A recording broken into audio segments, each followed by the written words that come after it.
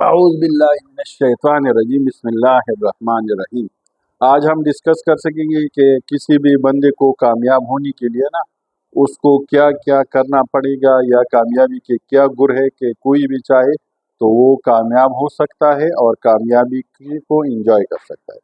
सबसे पहला जो स्टेप है कामयाब होने का वो है मेहनत। ठीक है, I believe in hard work not in good luck.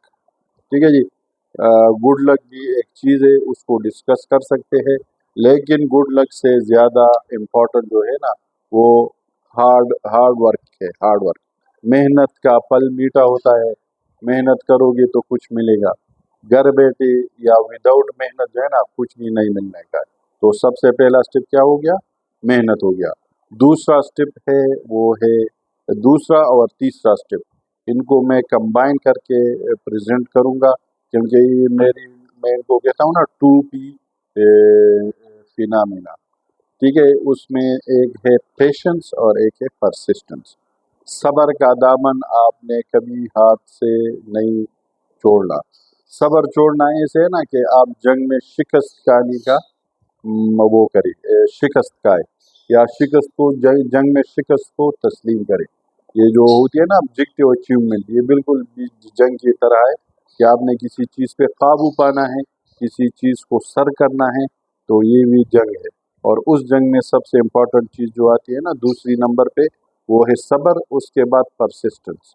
ये बिल्कुल रील की पटलियाँ है, पैरेलल चल रही है। ठीक है, पेशेंस परसिस्टेंस, पेशेंस परसिस्टेंस। ठीक है, आपने परसिस्टेंसी से अपने ऑब्जेक्टिव को फोकस करके काम करना है, और जितनी भी हर्डल्स आ रही है उनको बर्दाश्त करना है, उनको उनका सॉर्ट आउट करना है, उनका हल निकालना है और आगे बढ़ना है।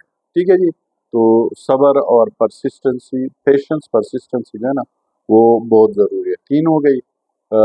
फोर्थ नंबर पे आता है सेक्रीफाइस।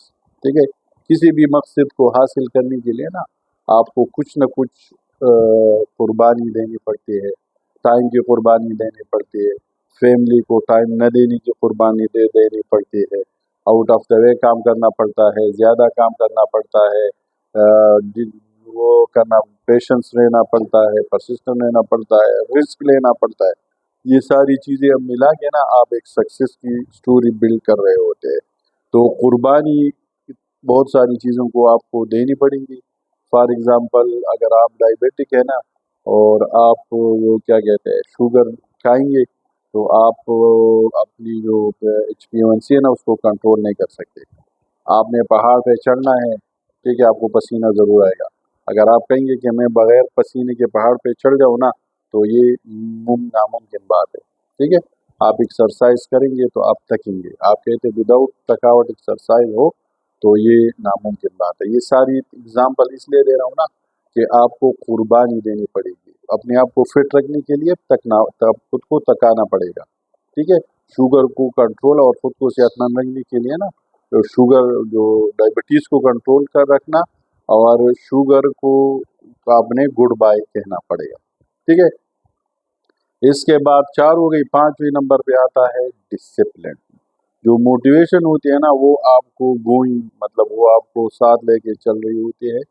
आप वो मोटिवेट होके अपना जो सफ़र है सक्सेस की तरफ वो जारी रख सकते हैं, लेकिन डिसिप्लिन जब तक ना होना आप ग्रो नहीं कर सकते।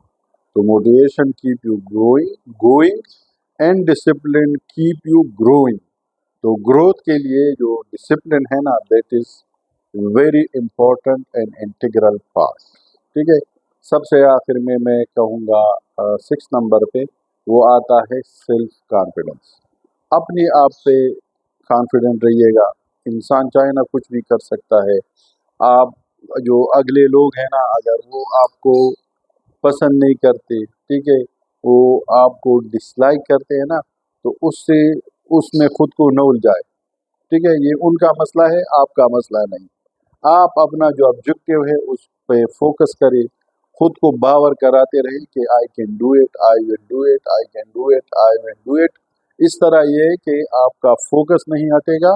डिसिप्लिन्ड हो के, कुर्बानी दे के, पेशेंस और परसिस्टेंट एफर्ट से सख्त मेहनत करके आप कामयाब हो सकते हैं। जज़ाकल्लाह।